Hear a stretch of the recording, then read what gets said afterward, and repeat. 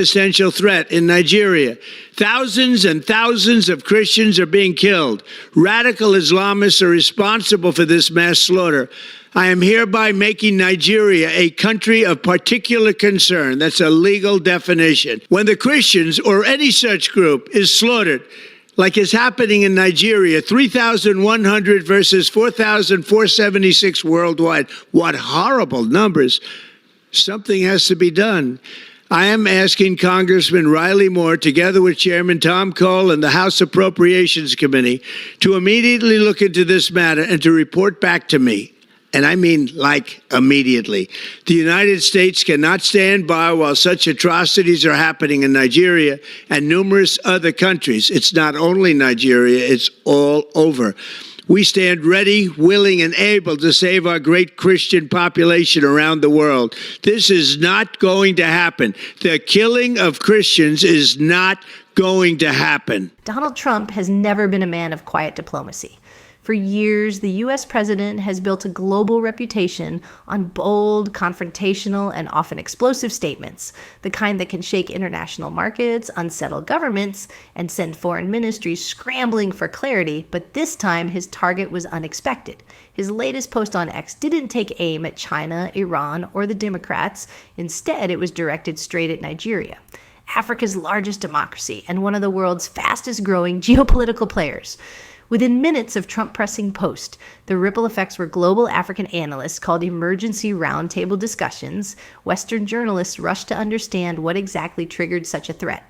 And across Nigeria's social media space, the reactions were instantly shocking, outrage, disbelief, even fear. Has Trump really issued an ultimatum to the Nigerian government? And was he genuinely suggesting the possibility of military action? For many, it felt like a diplomatic earthquake. Sudden and dramatic and deeply unsettling. Because when a figure as politically influential and unpredictable as Donald Trump threatens a nation, even from outside official office, the world watches. And Nigeria, with its population of over 200 million and its rising international influence, cannot afford to shrug this off as another internet outburst. This is far bigger than a tweet. So the question becomes, what triggered Trump's warning? And what does this mean for Nigeria's political future? Well, what I was told, Aaron, from two sources who were familiar with how this all happened was that the president was headed to Florida on Friday. He was watching Fox News on the big screen, and essentially he saw this segment that Fox was doing on how Christians were being targeted by Islamic groups in Nigeria. And very quickly after that, one of the sources says it was immediate that it sparked some anger in him, and he began to inquire about it, asking his staff to be better read on it. But what was interesting was that shortly after he had touched down on Air Force One, he had just taken the Beast, his presidential motorcade, to Mar-a-Lago, is when you saw that first post from him. And it read, quote, "Christianity is facing an existential threat in Nigeria. Thousands of Christians are being killed. Radical Islamists are responsible for this mass slaughter." He went on to add that he wants to make Nigeria a, quote, country of particular concern. Now, what was interesting about this is, of course, for anyone who was paying attention to his Truth Social over the weekend, this became a major focal point of hers on Saturday and Sunday as well. He talked about potential military action in the region. And he was also asked directly last night when he was flying back on Air Force One if that could mean potential U.S. boots on the ground or strikes in Nigeria. And the president did not rule it out. But I will say, Aaron, in one of my conversations with people in the Trump administration, they essentially told me that a lot of this is the president making threats to see how Nigeria will respond. One of them said it was a, quote, art of the deal type of strategy that he is deploying here. And they've tried to argue that in some ways it's working. You know, the media is giving more attention to it. But all of this comes, as we know as well, that the Pentagon, the president had directed his Secretary of Defense, Pete Hegseth, to look into this.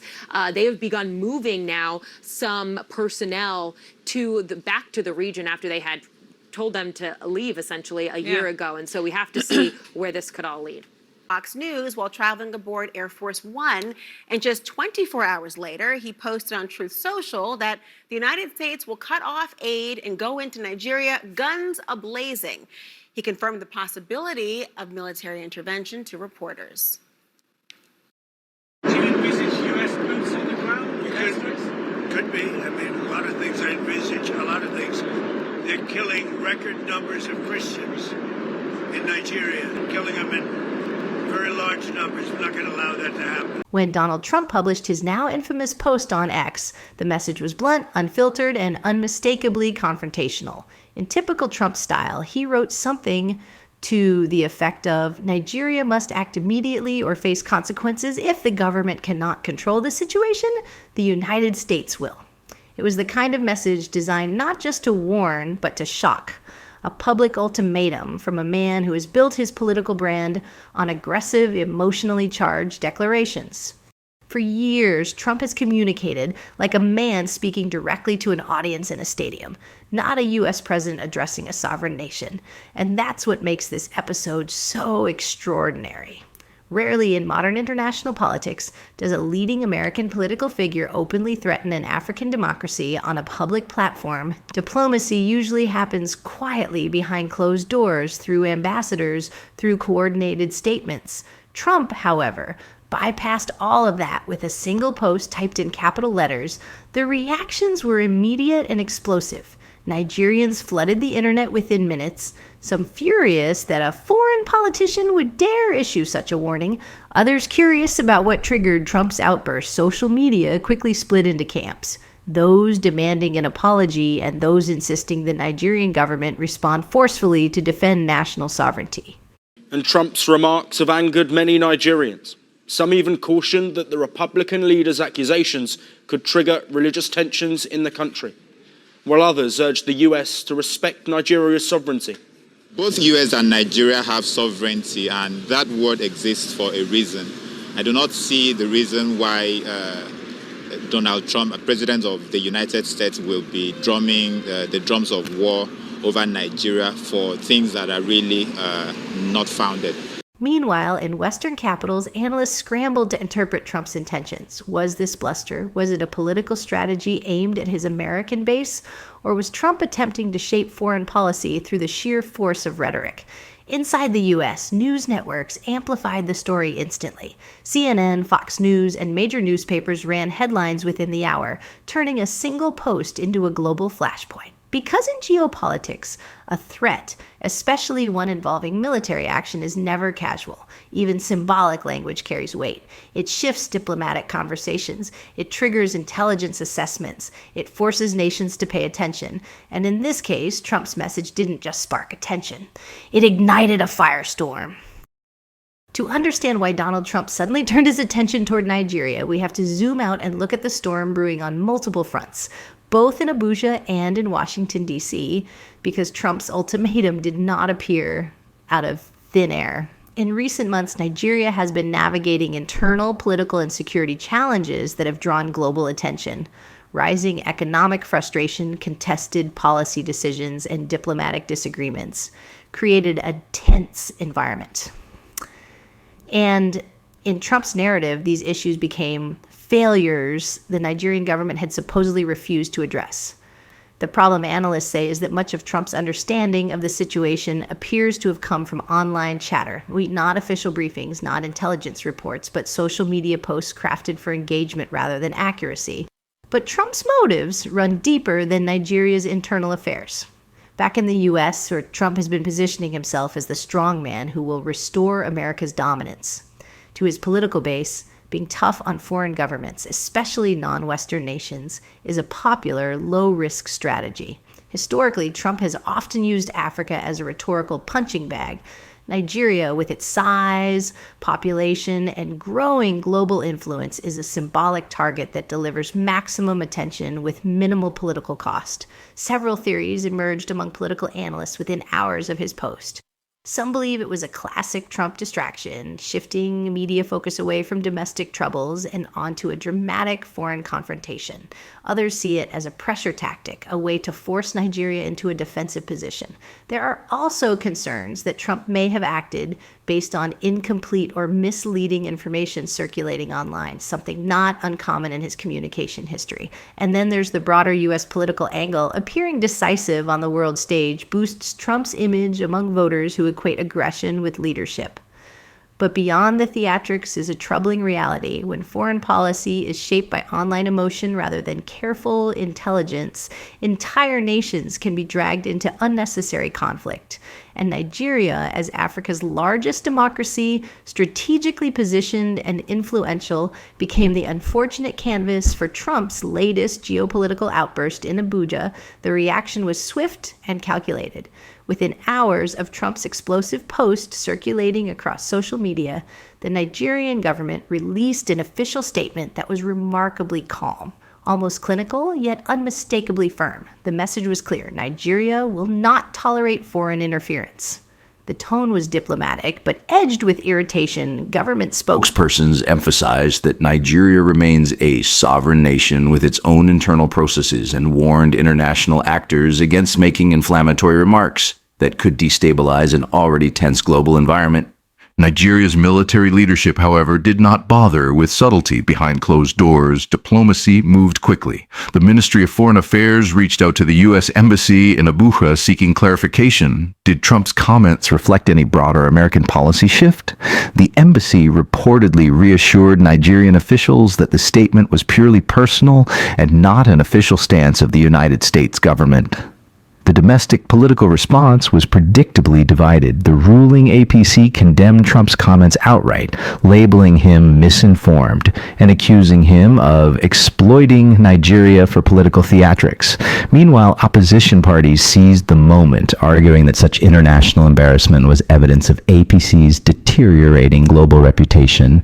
For Abuja, the message was simple: Nigeria may have listened, but it was not intimidated. Row between the US and Nigeria started last week after Washington added Abuja to the countries of particular concern list over alleged violations of religious freedoms. Later, Trump passed the Pentagon to map out a possible plan of attack for Nigeria and refused to rule out military action or deployment of troops in the African nation. The back and forth went between Nigerian and American authorities and comes amid the African nation's struggle with terrorism. Nigeria's northeast reels under violence linked to the notorious Boko Haram group and Islamic State-linked insurgents.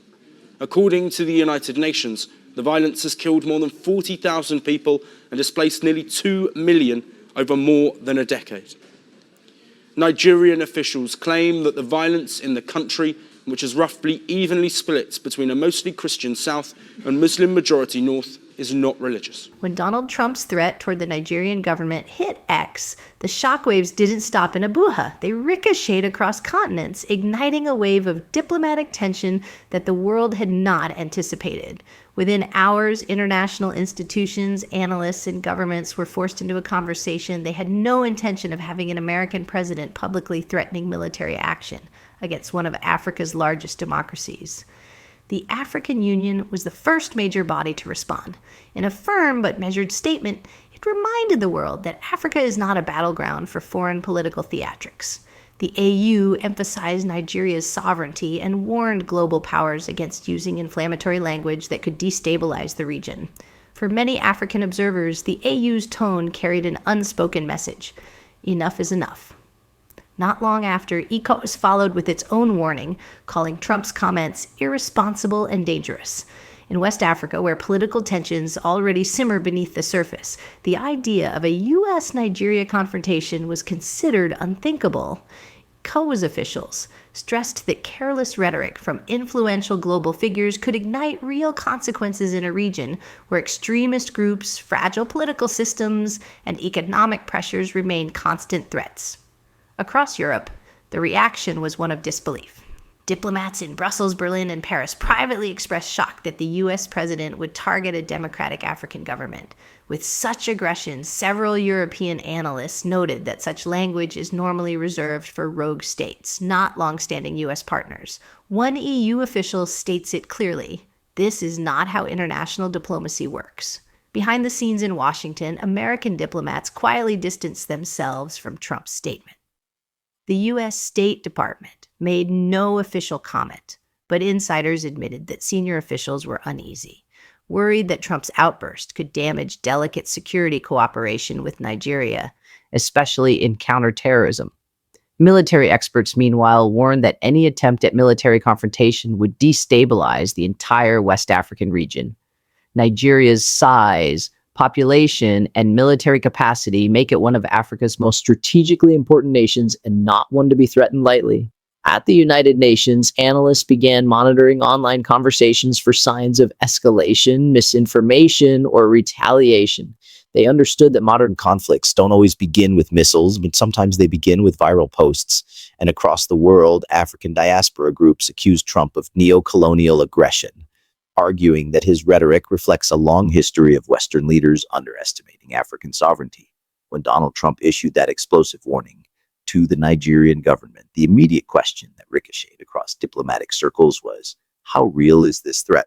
You must separate emotion from geopolitics and social media bravado from real-world military strategy to understand the answer. First, it's important to remember that U.S. foreign policy is not dictated by posts on X.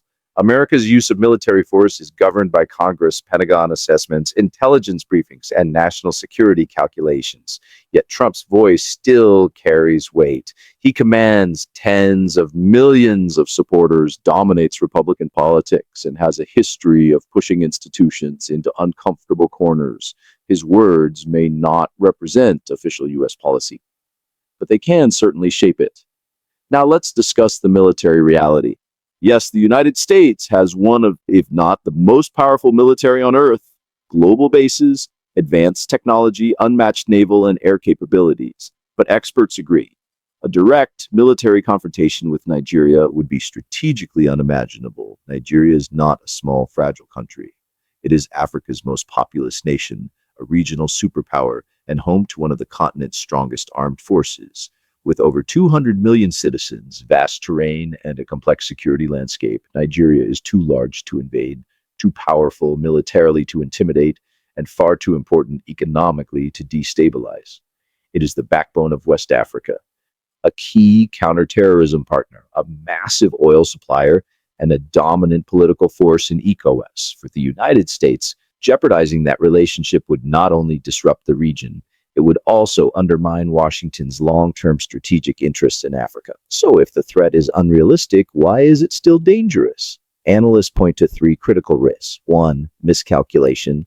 A reckless statement from a global figure can trigger overreactions, military posturing, or diplomatic breakdowns. 2, extremist exploitation. Groups operating in the Sahel thrive on chaos. Even the hint of foreign conflict can embolden insurgents or inspire anti-Western narratives. 3. Long-term diplomatic erosion. Repeated threats weaken trust. They reshape how nations cooperate, negotiate, and respond to crises. In today's world, wars don't always begin with soldiers. Sometimes they begin with a single, loud, emotional, and reckless post sent from behind a phone screen. Across Nigeria, the response to Trump's post was immediate, loud, and often blistering. Within minutes, social media platforms were alight with reactions, trending hashtags, and viral memes mocking the U.S. president. Some Nigerians took the opportunity to openly ridicule Trump, turning his threat into a punchline, painting him as a cartoonish figure with little understanding of Nigeria's size, strength, or political complexity. Yet, humor was only part of the story. Many citizens expressed genuine concern over the possibility of foreign interference. Older generations, political commentators, and everyday users alike shared their unease that Nigeria could become the target of international bullying, questioning what this might mean for national sovereignty and regional stability. Tweets, Facebook posts, and online forums debated whether the statement reflected a serious policy posture or was merely a provocative stunt to dominate headlines. Television and radio analysts quickly picked up the story. Channels TV, Arise News, and BBC Pidgin dissected Trump's motives, examining the timing, the rhetoric, and potential implications for Nigeria's global image. Pundits debated whether this was a sign of American distraction politics or a calculated move to pressure the Nigerian government on specific issues. Meanwhile, Nigeria's youth activists were outspoken in denouncing what they saw as hypocrisy, a country that preaches democracy and human rights, issuing threats to a sovereign nation. Their voices rang out on social media, challenging not only Trump but the broader narrative of Western intervention in Africa.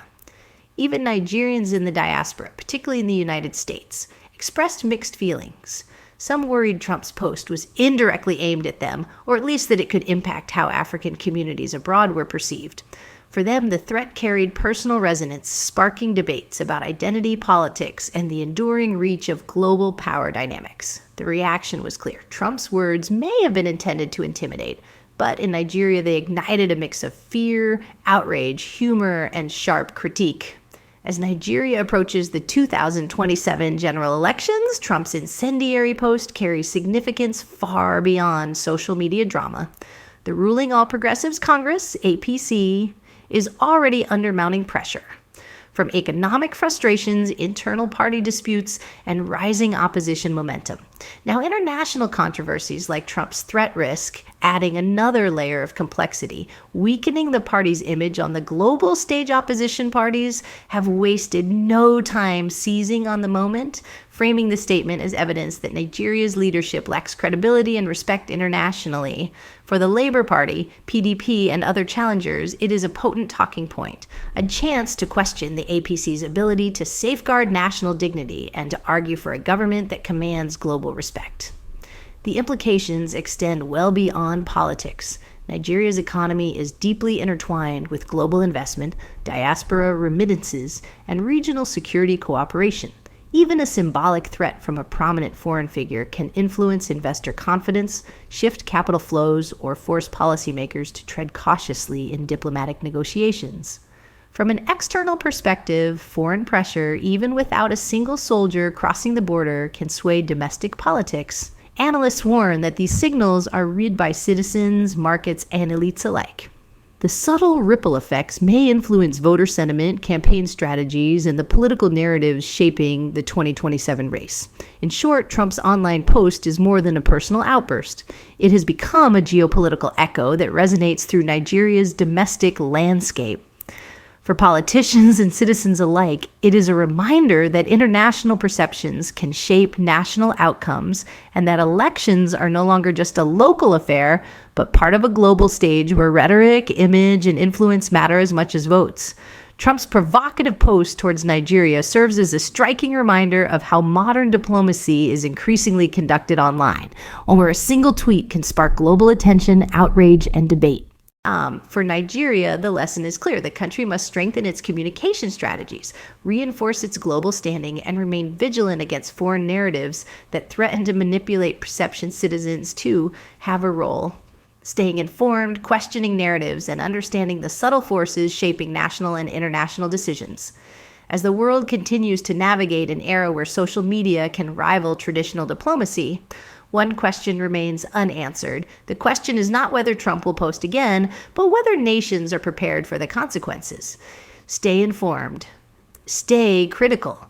Nigeria's future and its democracy depends on global awareness, decisive leadership, and the collective will to protect sovereignty in the face of provocative rhetoric.